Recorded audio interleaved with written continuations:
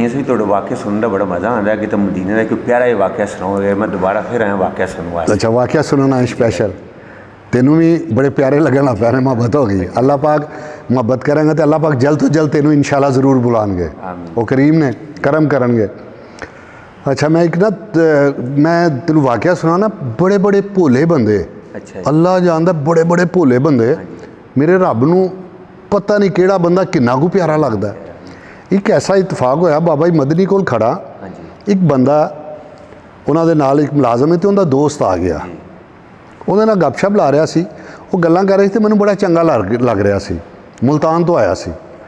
ਮੈਂ ਸੁਣ ਕੇ ਮੈਂ ਕਿਹਾ ਨੂਰ ਇਹ ਤੇਰਾ ਦੋਸਤ ਹੈ? ਕਹਿੰਦੇ ਆ ਮੇਰਾ ਦੋਸਤ ਹੈ। ਮੈਂ ਕਿੱਥੋਂ ਆਇਆ? ਕਹਿੰਦੇ ਮੁਲਤਾਨ ਤੋਂ। ਮੈਂ ਕਿਹਾ ਯਾਰ ਮੇਰਾ ਦਿਲ ਕਰਦਾ ਸਵੇਰੇ ਨਾਸ਼ਤਾ ਮੇਰੇ ਨਾਲ ਕਰੇ, ਤੂੰ ਵੀ ਮੇਰੇ ਨਾਲ ਹੋਵੇ, ਇਹ ਵੀ ਹੋਵੇ, ਸੁਹੇਲ ਵੀ ਹੋਵੇ, 5-4 ਲੋਕ ਯਾਰ ਮਦੀਨਾ ਪਾਕ ਵਿੱਚ ਮੈਨੂੰ ਨਾਸ਼ਤੇ ਦਾ ਮੌਕਾ ਦਿਓ, ਤੁਸੀਂ ਨਾਸ਼ਤਾ ਮੇਰੇ ਕੋਲੋਂ ਕਰੋਗੇ। ਉਹਨਾਂ ਕਿਹਾ ਠੀਕ ਹੈ, ਉਹਨਾਂ ਹਾਮੀ ਭਰ ਲਈ। मैं उन्होंने दावत दी, मैं कहा यार तू ज़रूर आना। कहता जी मैं इंशाल्लाह ज़रूर नूर दे नाल ज़रूर आवांगा।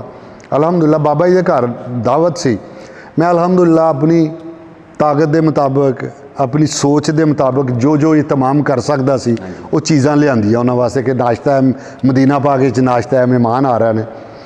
जिस वक्त नाश्ते ते बैठे हाँ तो वह बंदा आया, वो कल्ला ही आया, वो कल्ला आया तो फोन करके उन्हें रस्ता पूछ लिया। कल्ला आया जिस वक्त उनके हथ च सालन सी कोई। मैं बड़ा हैरान होया, उत्ते आया कि मैं इन्हूं नाश्ते की दावत दी है तो यह सालन नाल लै आया।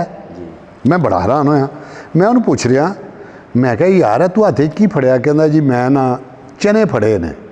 कहता किन्ने दिन हो गए मदीना पाक च आया तो मैनू चने नहीं सी मिले, तो अज बड़ा ही चने खाण का दिल कर रहा सी। तो मैं हस के क्या, मैं कहा देख यार तेरी दावत सी तो तू देखदा तो सही चने तेनू मिल जाते, मैं चने भी मंगाए सन। तो कहता मैनू नहीं सी पता तो मैं इस करके ना चने नाल लै आया। अल्लाह जानदा साजिद बड़े बड़े भोले बंदे। मैं क्या हुण इस तरह कर, यह चनियां दे विच ही इन्हां चनियां दे विच लुद दे, इनू इकट्ठा कर लीए। जिस वक्त वो लिफाफा खोलिया तो उन्होंने लुद्या तो मसरां दी दाल सी। मैं बड़ा हैरान होया कि यार ते मसरां दी दाल है। तो वो कहंदा मियाँ साहब मैं उन्होंने चने कह रहे, उन्हें मैनू दाल पा दी। मैं क्या शायद इत्थे चने ऐसे तरह के ही होंदे ने। एडा भोला बंदा, अल्लाह जानदा तुसी सोच भी नहीं सकते। मैं फिर उन्होंने पूछया, मैं क्या यार किस तरह आया, की करना है? कहना मैं फ्रूट की रेहड़ी लाना वा। मैं की करना, एक फ्रूट की रेहड़ी लाना, 600-700 रुपया मैनू रोज़ मिल जाता है। तो मैं क्या फिर इत्थे आने दे असबाब किवें पैदा होए? कहना मेरी विरासत का एक घर सी, उहदे विच मैनू 5 लाख रुपया मिल गया। कहता 5 लाख रुपया मिले तो मैनू समझ ना आवे इन्ना पैसा हुण मैनू खर्च किस तरह करना। साजिद साहब खर्च किस तरह, 5 लाख रुपया तो खर्च किस तरह करना? शादी नहीं सी हुई।